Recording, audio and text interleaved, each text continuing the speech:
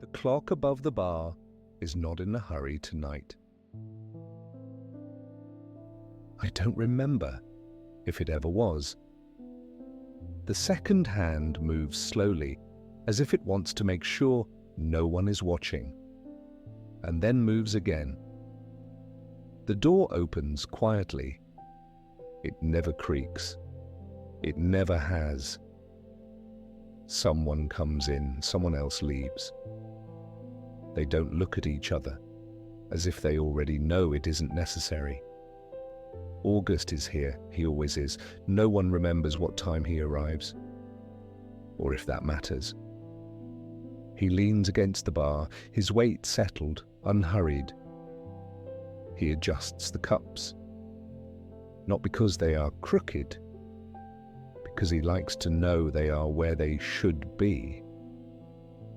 Lena stands nearby. She straightens her apron. She does this whenever the silence lasts a little too long. She doesn't look at August, but she knows. He is looking at her. Cinnamon lies by the stove. He takes up exactly as much space as he believes he deserves, no more. Uma stays close to the door.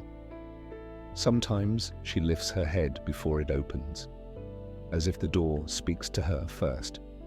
The music has not started yet. At the table, against the wall, sits the man who writes. His notebook is already open, I don't know. When he opened it, it may have been open for a long time. He writes one word, crosses it out, closes his eyes, leaves the page empty, and then he does it again. He doesn't look nervous.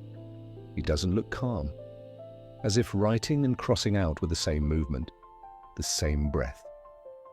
The lamp does not flicker. It never does. Someone breathes a little deeper. No one reacts. August wipes the counter. It is already clean. He knows that. He wipes it anyway. The clock pauses again, just enough to be noticed. No one looks up. Cinnamon shifts his tail. Nothing else moves. The cafe holds its shape, like a room remembering itself. Someone sits by the window. They take off their coats slowly, as if they don't want the night to hurry. Misaki brings a cup without asking. She knows what is served here. She also knows what is not.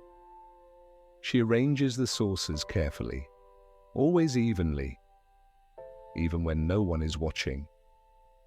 Uma moves closer to her, not always, only tonight.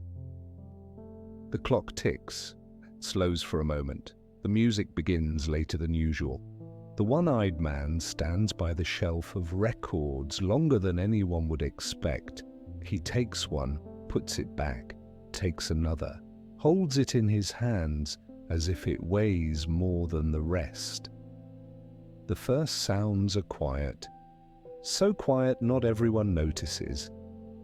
But those who do begin to breathe more slowly. The man who writes looks up, as if checking whether it is time. He crosses out an entire line. Someone at the bar whispers that yesterday the man who closes was seen in the back room. The words are soft, as if they might break. August does not react. He only moves a cup a few millimeters to the side. Lena is quieter than usual. She looks at the door, then at a map someone left on a table days ago. No one has taken it. No one has asked who it belongs to. The quiet one passes between the tables. The tray makes no sound, as always. The music continues. It does not ask for attention. It stays where it should be. Someone tells a story, not the whole thing, only the middle. No one knows how it began. No one knows if it will end. No one asks. The man who writes adds 2 sentences, crosses one out, leaves the other. The clock does not announce that anything has ended. It keeps its place above the bar, as if time here is not counted, but kept. Someone shifts in their chair, not to get up, only to feel the wood beneath them one more time. August remains where he was. He does not check the door. If someone comes in, they will come in. If no one does, that is also expected. Lena moves a cloth from one side of the counter to the other. She does not clean. She arranges, but there is a difference. The lamp at the first table casts the same circle of light. It does not grow smaller. It does not fade. It waits. The cafe breathes, not in one rhythm, but in many small pauses. Someone exhales. Another person forgets to inhale for a moment, then remembers. Cinnamon opens one eye, decides nothing requires his attention, closes it again. Uma sits exactly where the floor is warmest. She does not move when footsteps pass nearby. She knows which ones matter. Mrs. Rose returns to the back room, or perhaps she never left it. No one is certain. A chair near the wall is empty now. It was not empty before. No one comments on this. Empty does not mean abandoned. It only means waiting. The man who writes is gone. His place remains. The air there still holds the shape of his shoulders. No one sits down. Not yet. The music settles into itself. It no longer begins. It no longer ends. It simply stays. Someone by the window rests their forehead against the glass. The city outside does not respond. It does not need to. Inside, nothing is asked of it. The clock moves, then does not. The difference is barely noticeable. That is how it should be. A cup cools. Another remains untouched.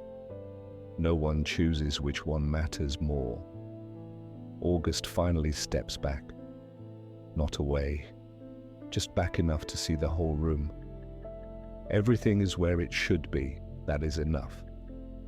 Lena ties her apron more loosely. She will untie it later. There is no hurry to decide when. Uma stands, turns once, lies down again.